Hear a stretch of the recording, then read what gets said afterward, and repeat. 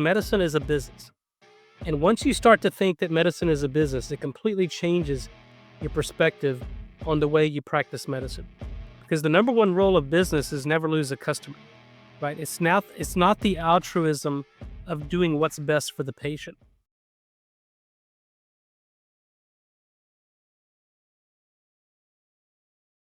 Hello and welcome to Sweet Liberation for another episode where we are joined today by Dr. Nathan Bryan, who is a Ph.D. and leading expert on nitric oxide biology with groundbreaking research focused on cardiovascular health and vascular function. Welcome, Dr. Nathan. How are you? I'm doing very well. Thanks so much for having me. It's a great honor to be with you. It's our absolute pleasure on Sweet Liberation. We have been so blessed to meet some amazing human beings, and we are so excited to speak with you today so that you could debunk things and explain things to us because we have to be very honest, Dr. Nathan. We know nothing about your subject, and we know that you are a world leading expert. So we need to know about this, and hopefully, our listeners, you're going to impart us with some gold nuggets of knowledge. We are really excited to hear from you. So, Well, good. Cameron, Good. thank you so much. So yes, as you know, we're really passionate just to kind of help people understand, where we're at with our health these days. So, tell us a little bit about the research highlights that you found and the connection that you found between diet and nitric oxide production. So even my tongue can't say it. Please help us to understand. Well, we simply call it NO, right? Or no, so nitric oxide. Now, look, this is a fascinating molecule that was discovered, probably about 50 years ago, 40 to 50 years ago. And, interestingly, it's a gas. It's a gas that's naturally produced in the human body. Once it's produced, it's gone in less than a second. But during that time that it's produced and it's around it, it basically acts as a signaling molecule. It's how cells in the body communicate. It activates what we call second messenger systems, but it's responsible for dilating blood vessels and improving oxygen and nutrient delivery to every organ, tissue, and cell in the body. It mobilizes our own stem cells, so it's extremely important in regenerative medicine and recovering and from injury or just repairing and replacing dysfunctional cells the older we get. It's involved in energy production in the cell, affecting the mitochondria.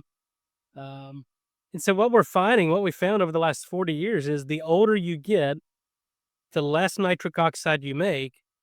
And it's really the functional loss of nitric oxide in the human body that's responsible for every major age-related chronic disease out there, from cardiovascular disease, diabetes, sexual dysfunction, mild cognitive disorders, and dementia and Alzheimer's, even exercise tolerance. So your ability to produce nitric oxide predicts your performance, whether it's performance in the bedroom, the boardroom, or even on the athletic field. So understanding this critical molecule is foundational for optimal health and wellness. Oh, that's amazing. That's amazing. I want to know in terms of what can we do about this? It sounds quite catastrophic. So it's on a decline. Our body's unable to produce it. So tell us a bit more about the function. You've told us about the cell function and everybody's system needs it. So it sounds quite catastrophic. What can we do to help our bodies function better? Well, when we talk about this age-related decline, that's kind of in the normal population. So we look at population-based studies. We just take people at different age groups and measure their endothelial function, how well their body produces nitric oxide.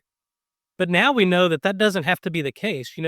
We're not necessarily on this slippery slope. There are things, as you just intimated, that we can do to prevent this age-related decline.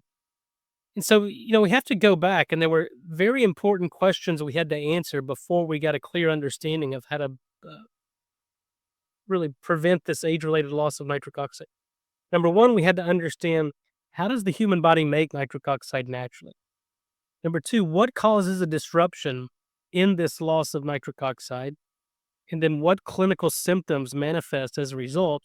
And then once we understood that, and only then, could we start to develop rational therapeutics, rational strategies to prevent this age-related decline?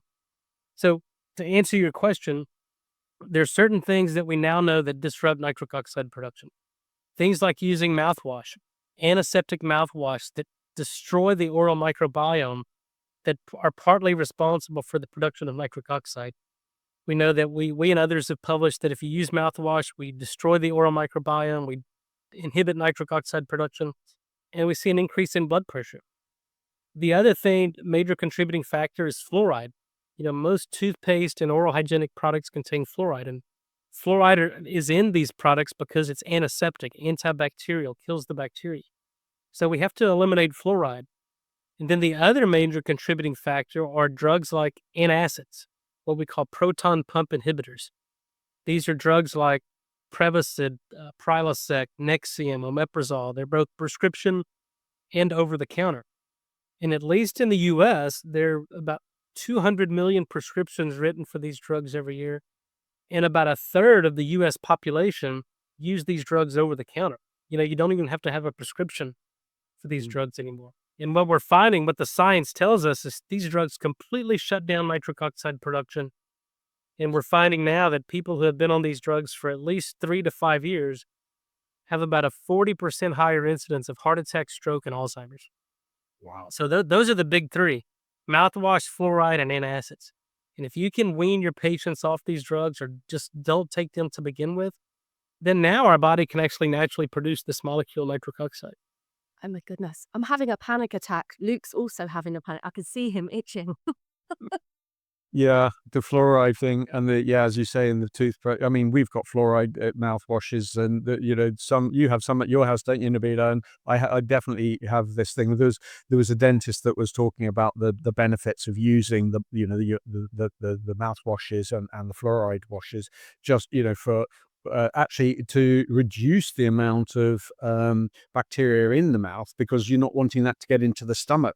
What I hadn't really got, I didn't know that we have a risk of, because you don't want anything that's in your mouth. There's that area, isn't there, of you've got the bacteria there, particularly if you've got gum bleeding, Bacteria. anaerobic bacteria. Yeah. And that's, so how do you find this sort of, where do you go if you can't use fluoride in mouthwashes? What do you do with your Well, look, we have to go back and figure out what was the impetus for this in the first place, and why would we put fluoride in the drinking water, and why would dentists recommend to use an antiseptic mouth rinse?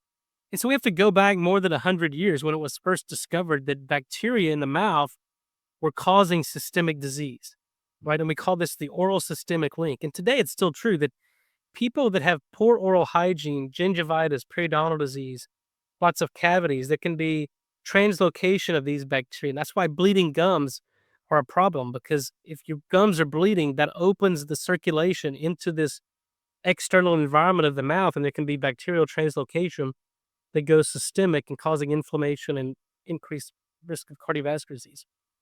But that was 100 years ago, long before the microbiome had ever been mapped on the human body. Now, fast forward, and we know today that the bacteria that live in and on our body outnumber our human cells 10 to 1. And this microbiome, this community of bacteria, are called symbionts. It's a symbiotic relationship, meaning that the bacteria that reside in and on our body are providing services and metabolic processes to the health of the human host. So let me give you an example. Today, no physician would recommend you take an antibiotic every day for the rest of your life, right? Because antibiotics are important, because if you've got an acute infection, we need that help to kill the bacteria. But it also disrupts the non-pathogenic microbiome in the gut and causes systemic disease. Disruption of the microbiome very clearly, unequivocally causes human disease. So just like we shouldn't take an antibiotic every day because of the disruption in the gut microbiome, we shouldn't use an antiseptic in the oral cavity, because this microbiome in the mouth is extremely important. And if you disrupt it, you get systemic disease. So now the challenge today is finding a balance. Is what can we do to kill the pathogenic bacteria while maintaining and supporting a healthy, diverse oral microbiome? That's where we're coming in, because we've solved this riddle. We've figured out how to do that. Oh my God. I need to know immediate. Tell us what we're all now thinking, oh my goodness, I have to revisit my entire life. What do I do? Do I still want my teeth and some sweet food? What can we do about it, Dr. Nathan? This is a big revelation to us.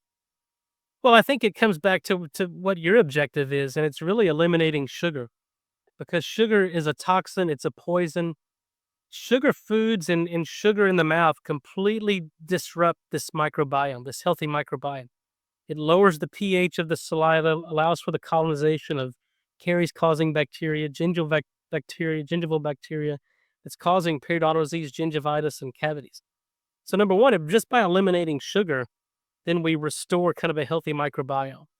And then number two, we have to do the nasal breathing. Mouth breathing and oxygenating the oral cavity completely changes the microbiome and leads to a lower pH, acidic saliva, which allows for the colonization of this. So I'm a big fan of mouth taping if you're a mouth breather at night, to maintain a healthy microbiome. And then, as we talked about, just get rid of fluoride, get rid of mouthwash, use a fluoride-free toothpaste. And now also what we've integrated into this is this nitric oxide molecule.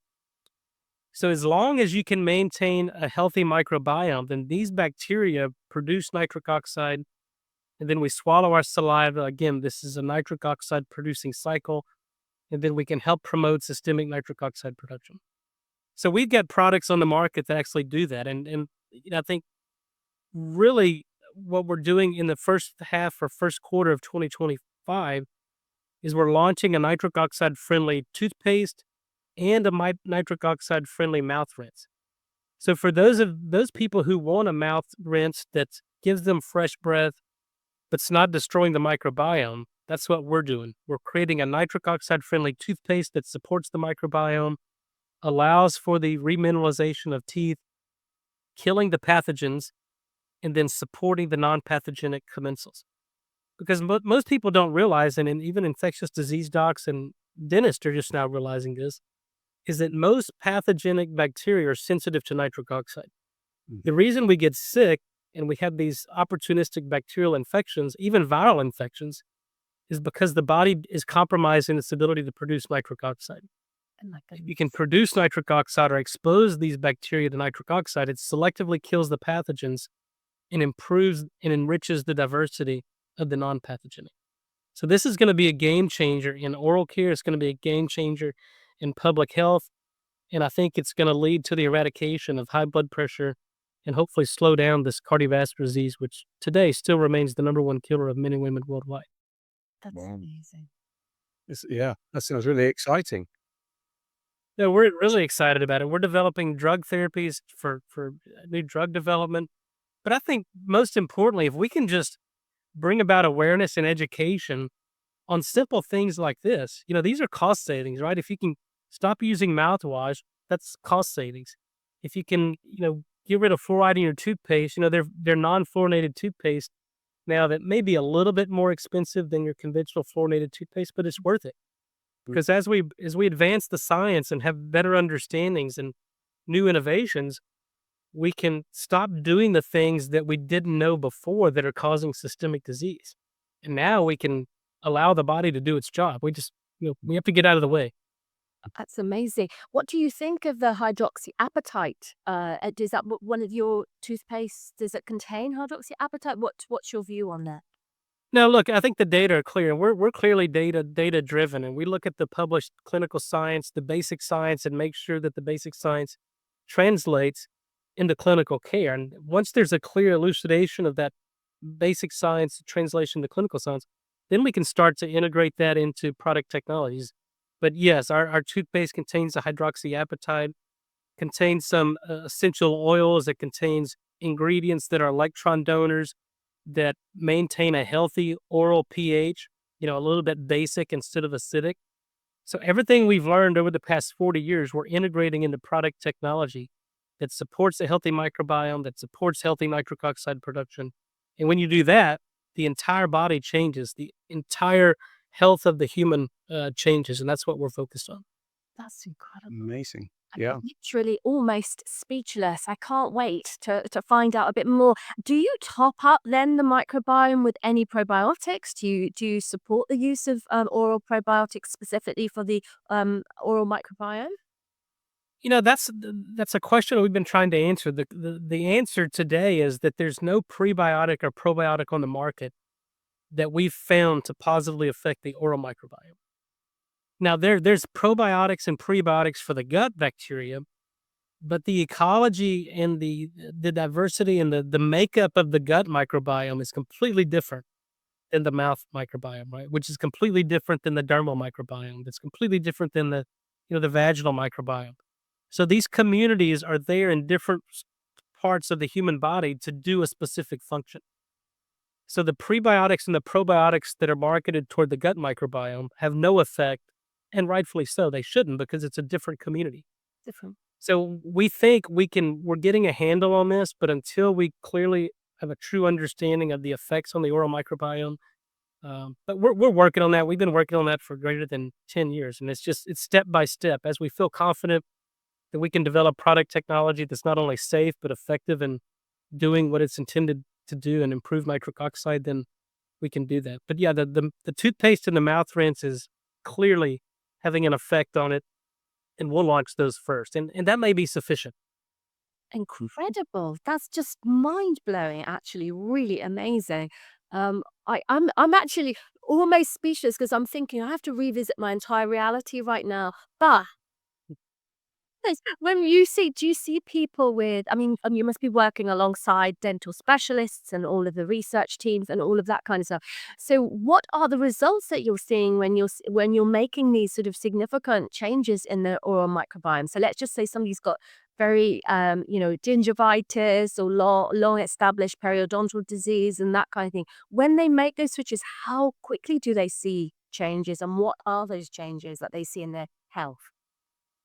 Well, we published on this over the past 10 years, and we published a very similar paper in 2019 that really demonstrated that use of antiseptic mouthwash is causal for high blood pressure or hypertension. Mm. So what we're finding is that, and this is a huge problem globally, and there's a phenomenon called resistant hypertension.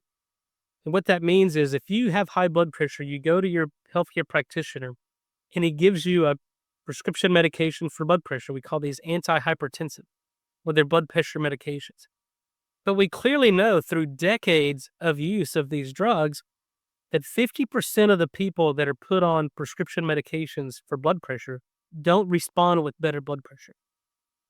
And there's different classes of antihypertensive. There's what we call ACE inhibitors, angiotensin receptor blockers, there's calcium channel antagonists, there's diuretics, there's beta blockers. And so they can use different classes of these different medications that have different mechanisms of action. But what we're finding is that the cause of their high blood pressure isn't affected by the renin-angiotensin system, which means that ACE inhibitors, ARBs, aren't affected. It's not a dysregulation of calcium, so calcium channel antagonists aren't going to affect it. What we're finding is their hypertension is due to their oral dysbiosis. So if we allow for the colonization of the oral bacteria, what we find is that within 4 days, their blood pressure normalizes. So in this study we published in 2019, we gave antiseptic mouthwash for 7 days, and these are young, normotensive, healthy individuals. And within 7 days of just using mouthwash, we didn't change their diet, we didn't change their physical activity. We saw an increase in their blood pressure, and then we stopped. 4 days later, their blood pressure normalized. And we were doing tongue scrapings and culturing the bacteria. And remarkably, we identified the bacteria that disappeared when their blood pressure went up. And we identified the bacteria that reappeared at the time their blood pressure normalized. So now what we're finding is if you've got patients with resistant hypertension that don't respond with better blood pressure, then we start asking, are you using mouthwash? 2 out of 3 Americans say yes. I don't know what it is across other areas of the world. Are you using fluoride in your toothpaste? Most people say yes. Do you have fluoride in your drinking water in the municipality you live in? Most people say yes. Then we go, okay, stop using mouthwash, buy a non-fluorinated toothpaste, and then get a home filtration system or just buy water that's non-fluorinated. And remarkably, almost without a doubt, these people come back 30 days later and their blood pressure has normalized. It's remarkable. And that's, high blood pressure is the number one risk factor for the number one killer of men and women worldwide. Yeah. I mean, this has a chance to change the trajectory of public health around the world. That's unbelievable. Astounding. I am really speechless. And having worked with public health specialists in the UK, I'm actually astounded that something as we are unpicking and we're doing this sweet liberation journey, interviewing and having these amazing, powerful conversations with people across the world, leading in their field, just like you. We're just seeing this, we're just unpacking more and more and more. And the answers sometimes are astoundingly simple. Now, look, we've gotten some pushback early on. I've been doing this for 25 years, and early on, we were having these discoveries. We got some pushback from the dental community because they go, look, we have to use fluoride rinses to prevent periodontal disease and gingivitis. And I go, why? They go, because that's the way we've always done it. And I go, there's your problem. There's your way of thinking that has to change. Look, we did things in medicine 100 years ago that we don't do today for good reason, right? We know better. So, we've gotten the attention of the American Dental Association, hundreds of thousands of members across the U.S., and now they're starting to catch on to this. They're starting to see the errors in their way and their standard of care because, again, today we know more than we did 40, 50, 100 years ago, and especially as it relates to the oral microbiome and how essential this is for systemic health.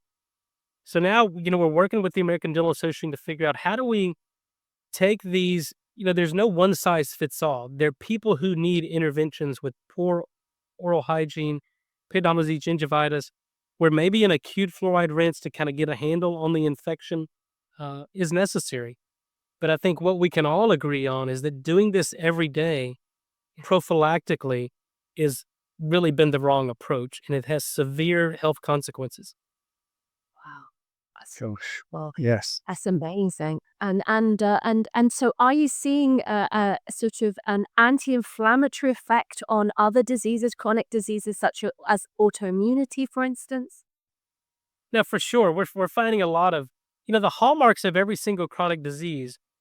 It's very well defined, whether it's autoimmune disease, Alzheimer's, cardiovascular disease, diabetes, you name it. There's always inflammation, there's oxidative stress, and there's immune dysfunction.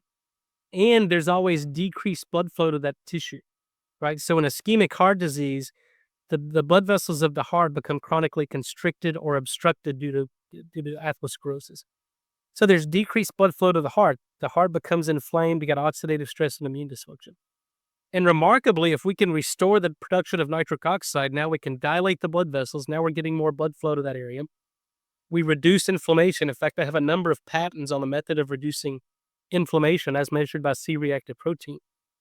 Mechanistically, nitric oxide completely inhibits oxidative stress, and it prevents the immune dysfunction we see in chronic disease. So it may very well be, and we see this scientifically and mechanistically, we know that nitric oxide can do this. Systemically and clinically does it? The answer is yes. We're seeing this mitigation of the inflammation. We can see reduction in C-reactive protein. We see a reduction in triglycerides. We see better perfusion of tissue. We see better glucose uptake. Insulin sensitivity improves. So if we can just restore the function and the production of nitric oxide, it appears that we're making the human body better.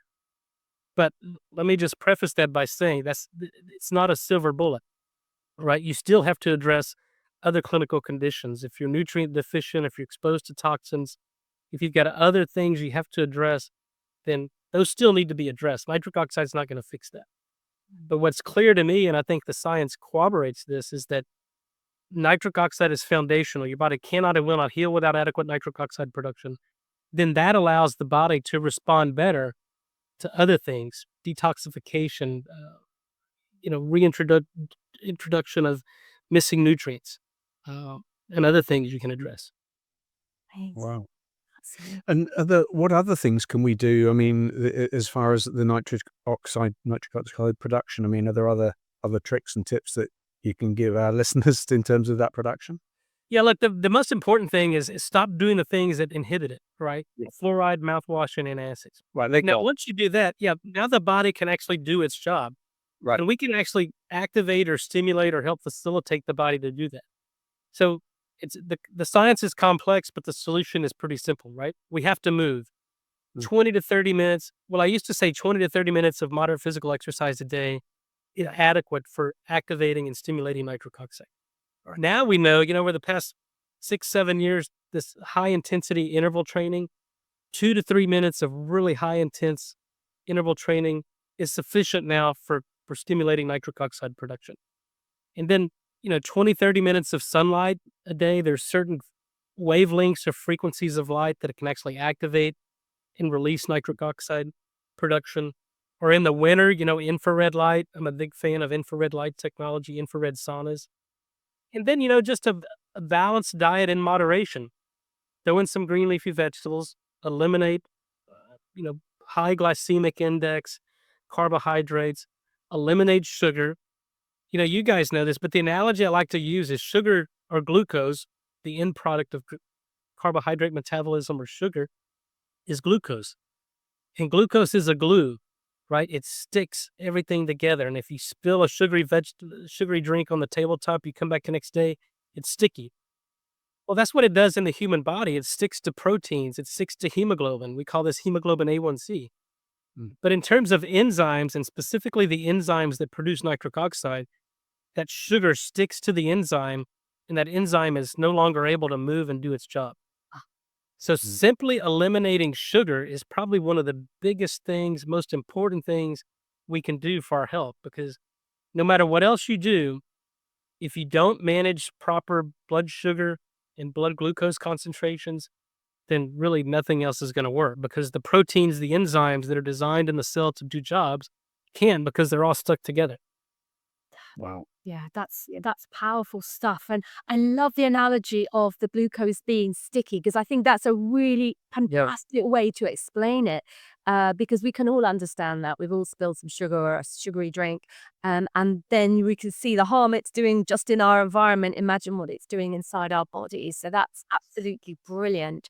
And also the idea that you have to start by doing that foundational step, because you can't really fix it by supplementing your way out of that. You're supplementing and then having a high GI, high sugar, high, sort of processed food diet, and you're supplementing, you're sort of, not even getting a small percentage of the benefit that you could get when you've removed that harm from your body. That's really powerful. I love that analogy. Well, I think that's what most people don't understand in terms of cellular biology and biochemistry. And I think that's why it's important to translate the science, the complex biochemistry and enzymology, into a way that people understand it. And I found that, this has been an evolution for me, teaching in medical schools and giving scientific talks of how do we distill this down into something that's easily digestible by the lay people.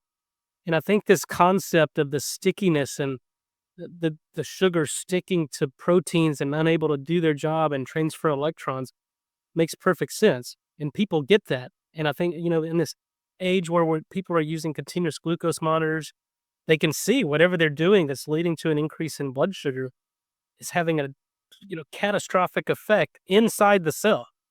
And if the cell can't do its job, that tissue fails, that organ fails, and we get sick and we die. It's really that simple. It's incredible. Wow. Incredible. Amazing.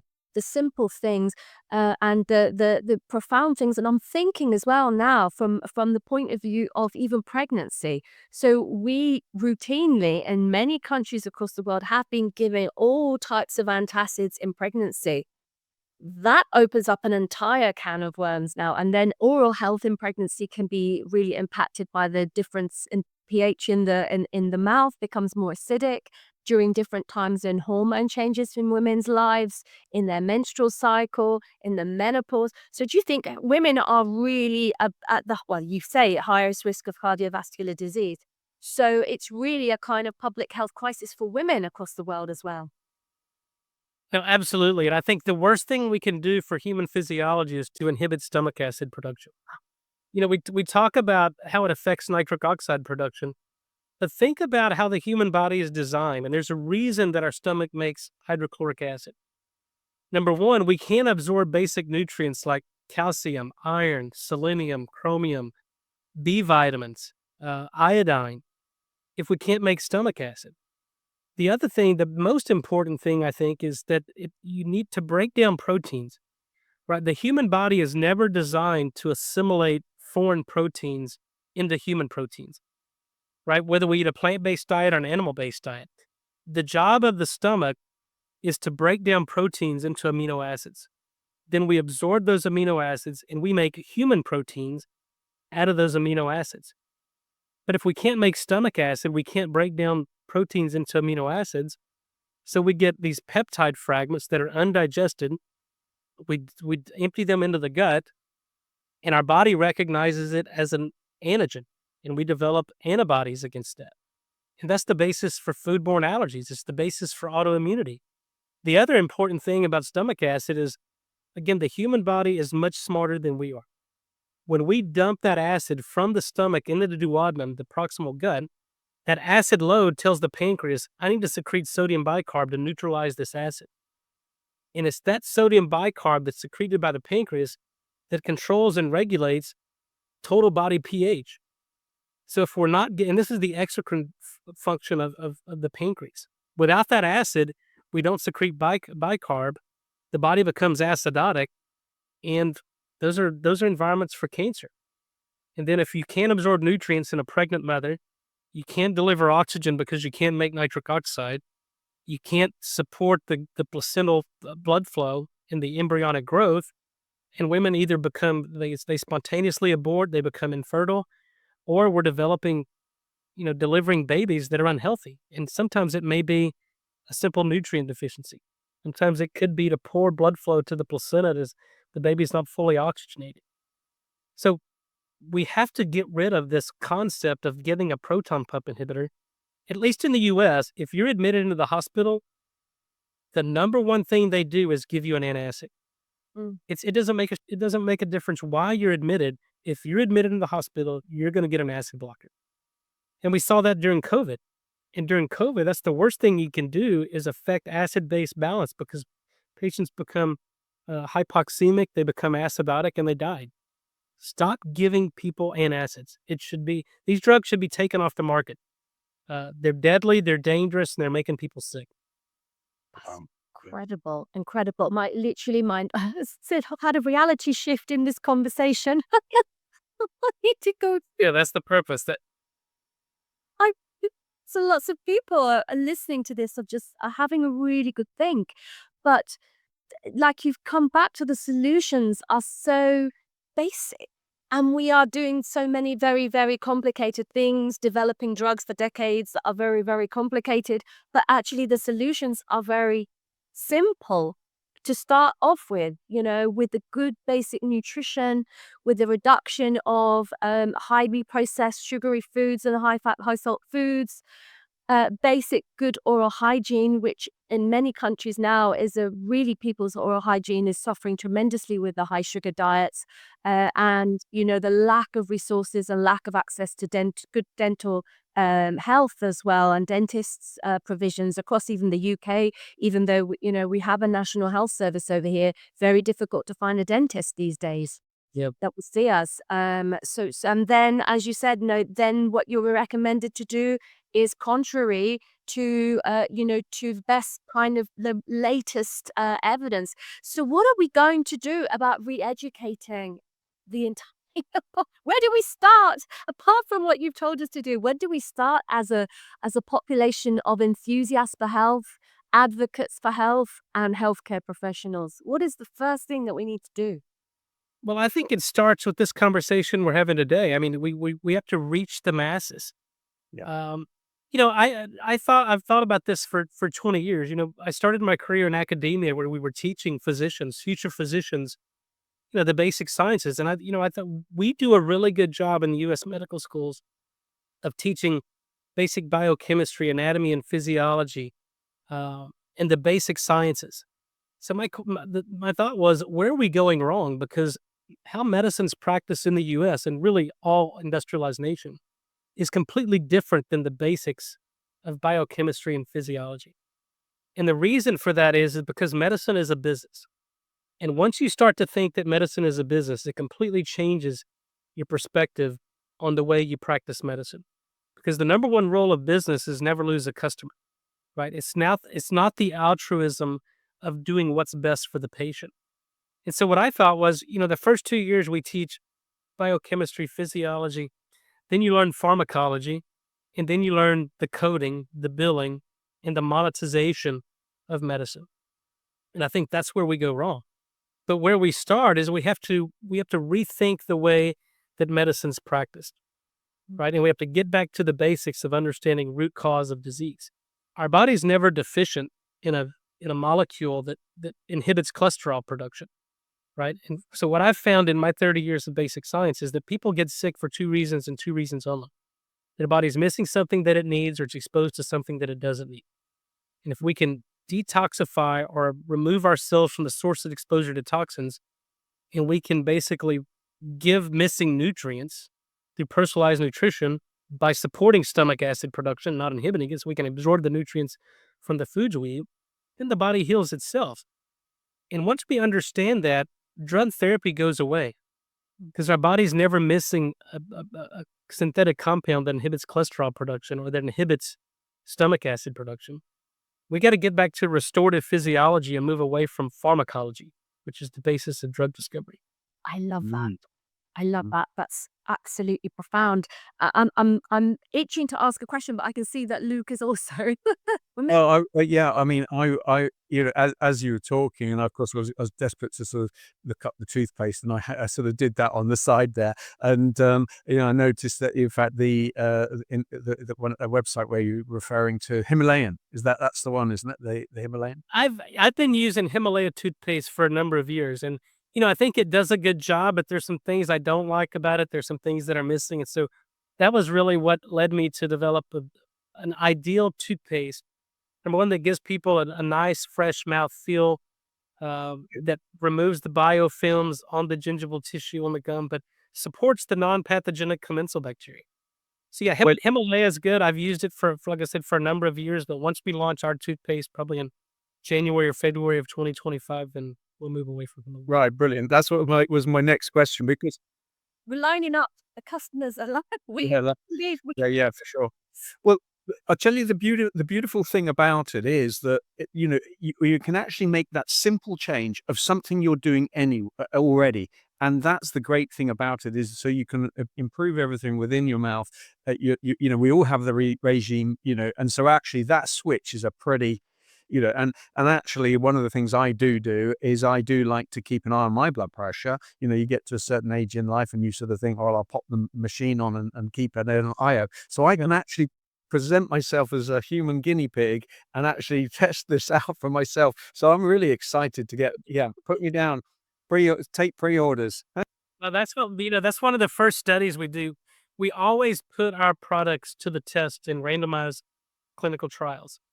So the first study we're going to do with the either in combination or one or the other, we'll take older people with a slight elevation in blood pressure that are ideally maybe medicated or maybe unmedicated.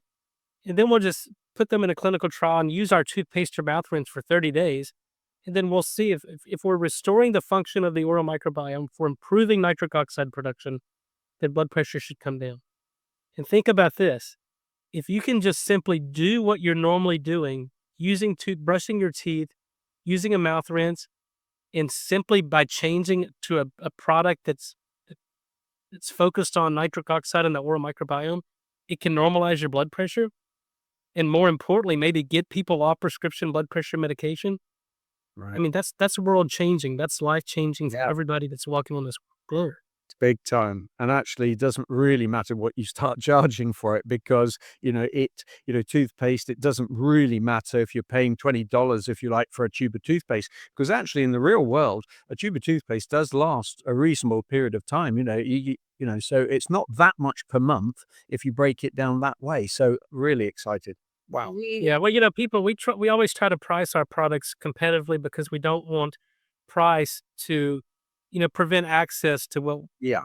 we consider the safest and most efficacious products on the planet. Yeah. But, the other thing is people say, well, it's expensive to stay healthy. And I go, well, get sick. You think staying healthy is expensive? Let's talk about how expensive getting sick is. When you can't work, your insurance premium goes up and you can't make a living. That's expensive. That's expensive. Exactly. And in fact, actually, a lot of people, we talk to people a lot, and, we say, well, what are you doing in terms of lifestyle? They say, oh, yeah, well, I'm paying, 60, 80 pounds a month, which would be almost like $100 for a gym membership. But, but then if you mention something else that's a much smaller investment, they're sort of like, oh, I'm not sure about that. So yeah, it's interesting how people think. So yeah, no, you're right. We're very much on board with that. The accessibility for the masses, for sure.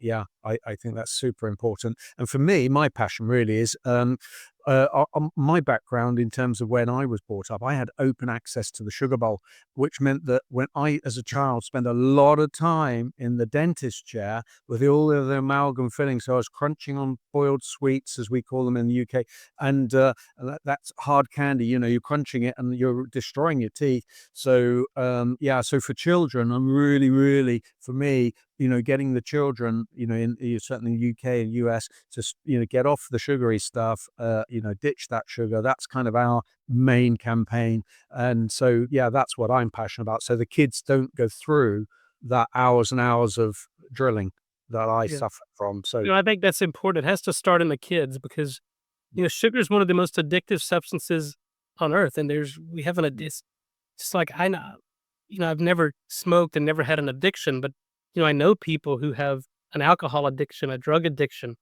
It's very difficult to get people away from that addictive behavior. And sugar is probably, some studies have read it's more addictive than cocaine. Yes. yeah, So it takes a lot of, discipline and to be able to get that. So if you can start them early as kids and not get them addicted to the sugar, which at least in the US, all the, the cereals, the TV adverts, everything is geared toward sugar, high, and even the supplements. People are delivering nutrients in these gummy filled hydrated matrix that you want to deliver your nutrients with sugar. I mean, it's awful. I understand it because you're providing an addiction to that customer and you're going to get them to continue to buy these, but Yeah. it's counterintuitive and it's awful. It's an awful practice. Yes. So what have you, out of interest, I'm curious, there's a lot of, I know dentists talk about xylitol and polyols. What have you used have you sweetened your toothpaste with anything? Or if so, what have you used? No, there's mixed data on xylitol and these different things, and there's a number of published studies, but really nobody's focused on kind of the specific class of bacteria that we're interested in. These are called nitrate reducers. So we really just don't have any data on the effects of xylitol. We've gone through different versions and variations of different natural sweeteners. We use the stevia leaf in some of our products and other naturals, but we try to avoid sugar itself. And so we make an orally disintegrating tablet that produces nitric oxide gas. And there's certain things in there, we have to make this orally disintegrating tablet that stays together and has a very specific dissolution rate that dissolves over 5 to 6 minutes.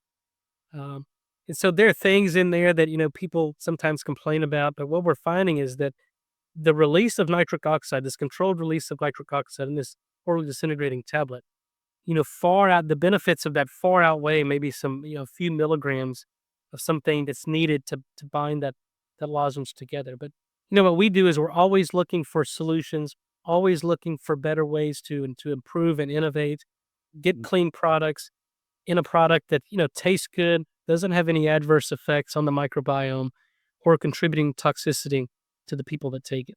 That's amazing. I was watching actually just recently. I think it may have been Stephen Bart that was interviewing a dentist who actually did some studies. I've forgotten her name now, but she did some studies over during COVID and actually found the relationship between the microbiome of the mouth and the death rates in hospital and intubation as well. And then obviously if you're sick, your oral microbiome's not going to be great. And then you arrive in hospital, they intubate you, and then that tube stays in there. And then these people, she said, they were dying of the infection after having COVID. And it was the pathogenic bacteria in the mouth found in the lungs. And I was like, oh my gosh, again, mind blowing. That Yeah. something so obvious, but so just not even regarded as important. Yeah. Well, today we have the benefit of retrospection, right? We can look back and say, And really, to me, everything that the World Health Organization, the CDC, all the so-called experts recommended were exactly the exact opposite of what should have been done. I mean, we intubated patients too soon, developed acidosis, where we're giving patients antacids, and we were basically eliminating or preventing safe and effective therapies. So COVID was a complete global disaster, and hopefully in the next global respiratory virus pandemic, we'll know better and hospitals can do better and the standard of care can be better. Yeah. Amazing. But I'd never considered that the impact of somebody's oral health and how that could impact on their mortality rates, and unbelievable. So this is very what an amazing conversation. We never thought we were going to be talking about the oral. Well, that's the beauty of the conversation and the dialogue, right? You never know where it's going to take you. And I prefer this better than scripts and how scripted conversations. Yeah. Are we definitely going to have to? I mean, sign us up. We're lined up as just seeing some beneficial effects of really taking care of our oral health. We started this journey by reducing sugar, and then we're like, we feel great. What else can we do? And we're like, we feel great. What else can we do? And we're just going down this path of actually feeling better and better and better, and actually visibly looking younger and younger, even though should we say our ages? Yeah. Oh, we're Well, I just had a birthday last week, so all of us are getting older. There's nothing we can do that.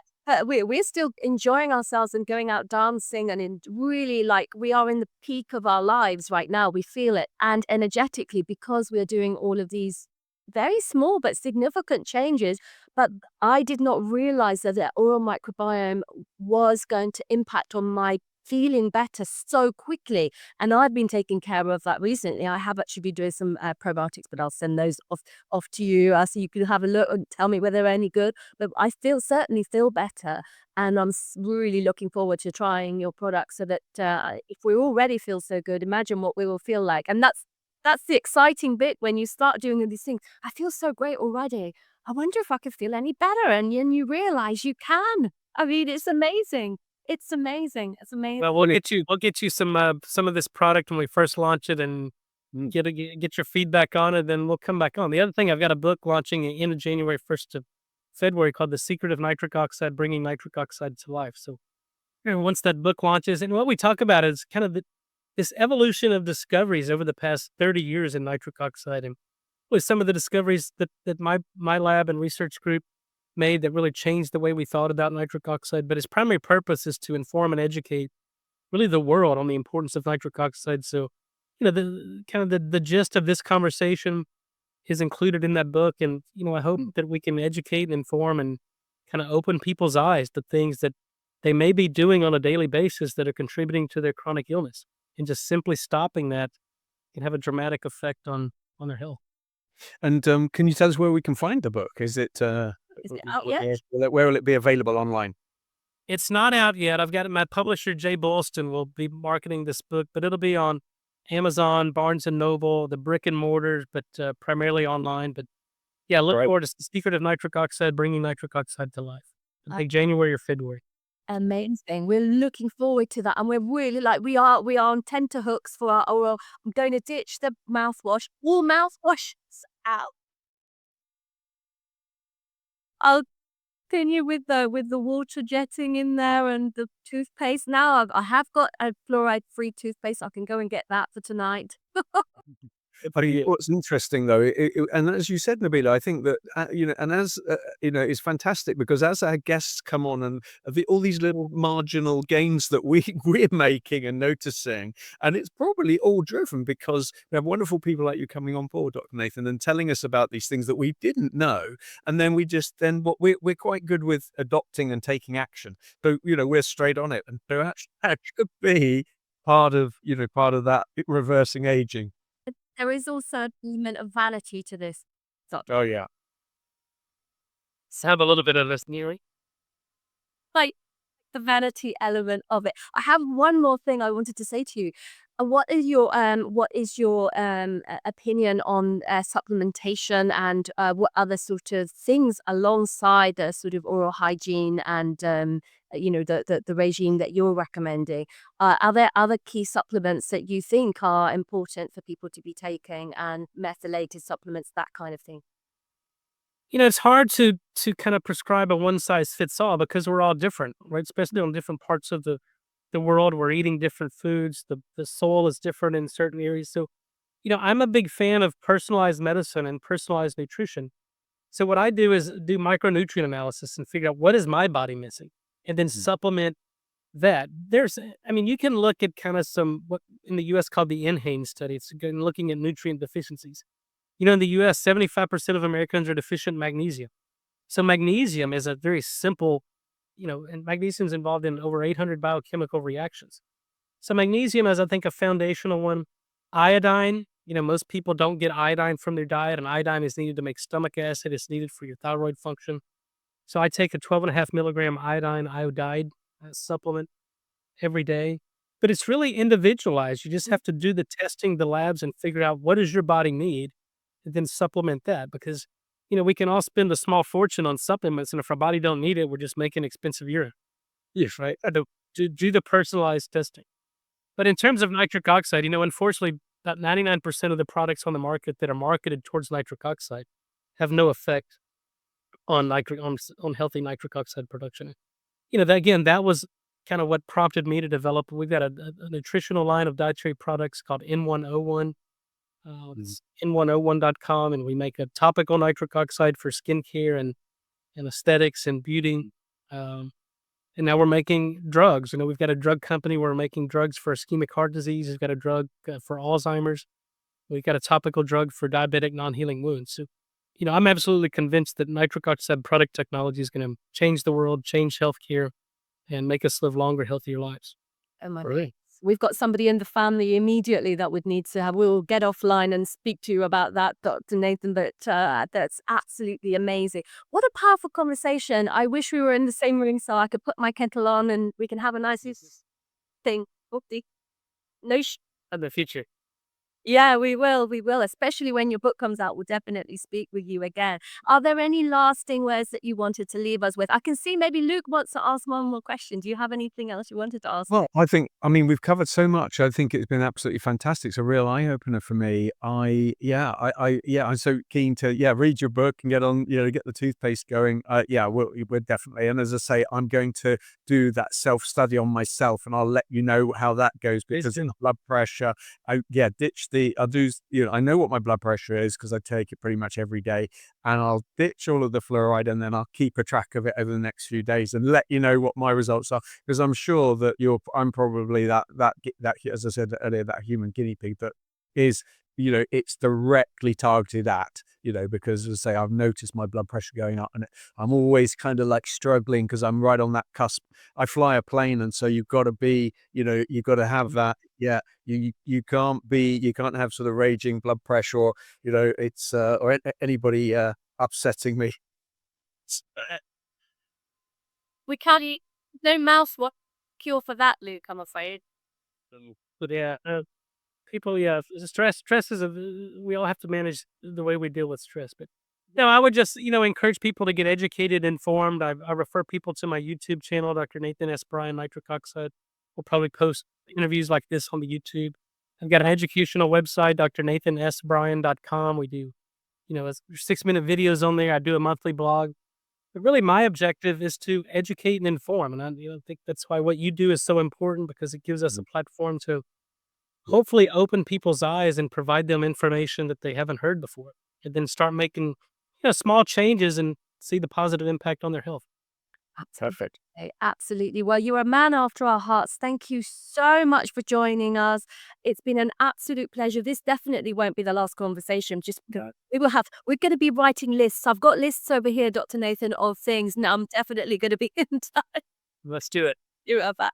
That's wonderful. Thank you so, so much and for being part of Sweet Liberation. And we really look forward to having you back with us again soon. Thank you so much. Thank you. Take Take care.